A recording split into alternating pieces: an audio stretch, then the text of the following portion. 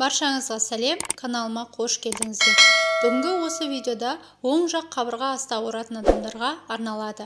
Қазіргі таңда 80% адамдарда жалпы алып қарайтын болсақ, асқазан ішек жолдарында проблема болатын болса, олардың бірінші симптомдары оң жақ қабырға астының ауруы, яғни тесіп, сыздап, түйіліп ауырады.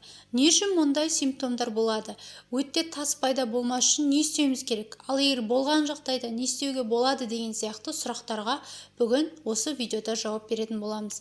Ең бірінші симптом не үшін оң жақ қабырға асты ауырады? Өйткені бәріміз білеміз, оң жақта ең үлкен органның бірі бауыр орналасқан. Оның астында өт қалтасы бар. Оның проекциясы бұғана сүйегінің ортасынан алып төменге түссеңіз, оң жақ қабырға астына тіреледі. Жалпы айтқан кезде нервтері өте аз және ол иннервацияға қатты ұшырамайды. Бірақ капсуласы үшін бауыр ісінген кезде оның капсуласы да ісінеді. Сол кезде қасындағы нерв жүйелеріне сигнал береді және солай түйіп ауырып бастайды оң жақ қабырға астында. Өт қалтасы қабынған кезде иннервациясы аз болғаннан кейін ауру сезімі де дәл сондай болады. Яғни қатты бірдеңе тіреліп тұрғандай, шар сияқты үсіп тұрғандай, мазасызданып тұрғандай бір белгісіз бір ауру болады. Мұның ең маңызды проблемасы тас пайда болайын деп жатыр деген сөз. Көбіне адамдар оң жақ қабырға асты ауырып бастағанда мән бермейді. Кейін басылады, қояды деген сияқты. Бұл дұрыс емес. Өйткені бұл дегеніміз өт қалтасы қоюланып, өзгеріс болып жатыр деген сөз. Тас ең бірінші қоюлықтан басталады. Тамақ ішкіңіз осы өт қалтасы ауырып бастаған кезде тамақ ішкіңіз келмей қалады, тәбетіңіз азаяды.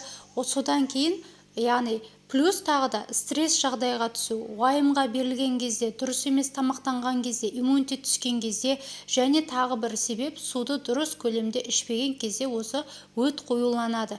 Кейбір адамдар мүлде су ішпейді. Не үшін ішпейді? Өт қалтасы 80% судан тұрады. Демек, ол сұйықтық, өт қалтасы сұйықтық болғандықтан оған сұйықтық керек. Ал егер біз суды аз ішіп, сұйықтық жетіспеушілік болса, онда ол қоюланып кетеді. Яғни бірінші фактор бізде оң жақ қабырғасының ауруы, яғни ол емделмесе, мән берілмесе, ол қоюланады. Одан кейін егер дер кезінде ем алмасақ, ол тасқа айналады. Сондықтан өт қалтасының профилактикасы ретінде 1,5-2 литр күніне су ішу керек. Шай мен кофеден басқа. Және солай біз өт қалтасын сұйылта аламыз. Өтіңіз сұйылған жағдайда ол өз функциясын жақсы атқарады. Және тағы бір екінші жағдай өт қалтасының қабынуы. Яғни біз өт қалтасы орысша айтқанда воспаление болған кезде оның размері де ұлғаяды және соған сай кішірейеді, яғни тырысып қалады. Бұл өттегі тырысып қалған жағдайда оның ішінде өт түзілмейді. Демек, ол өтті кесіп алып тастауға дейін барады. Сондықтан біз өт қалтасын өлтіріп алмауымыз керек. Өйткені бұл қандай жағдайда өлтіріп аламыз?